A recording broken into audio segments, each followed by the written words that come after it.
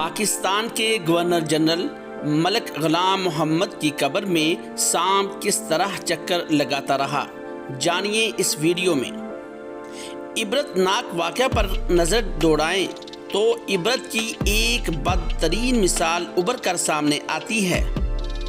29 اگست 1952 کو پاکستان کے governor general ملک غلام محمد فوت ہوئے۔ ان کی وصیت کے مطابق انہیں سعودی عرب میں دفنایا جانا تھا، لہٰذا انہیں امانتاً کراچی میں سپرد خاک کر دیا گیا۔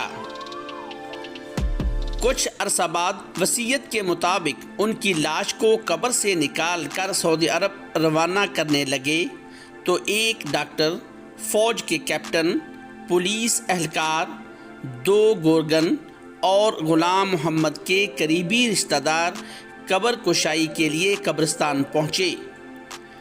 گورگن نے جیسے ہی قبر کھودی اور تختے ہٹائے تو تابوت کے گرد ایک سانپ چکر لگاتا دکھائی دیا۔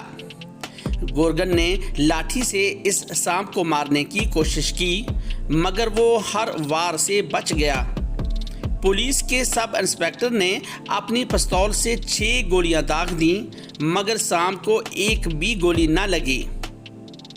ڈاکٹر کی ہدایت پر ایک زہریلے سپرے کا چھڑکاؤ کر کے قبر عارضی طور پر بند کر دی گئی۔ 2 گھنٹے کے بعد جب دوبارہ قبر کھودی گئی تو سانپ اسی تیزی سے قبر میں چکر لگا رہا تھا۔ چنانچہ باہمی صلاح مشورے کے بعد قبر کو بند کر دیا گیا اور اگلے دن ایک مشہور اخبار میں چھوٹی سی خبر شائع ہوئی جو کچھ یوں تھی: سابق گورنر جنرل غلام محمد کی لاش سعودی عرب نہیں لے جائی جا سکی اور وہ اب کراچی ہی میں دفن رہے گی۔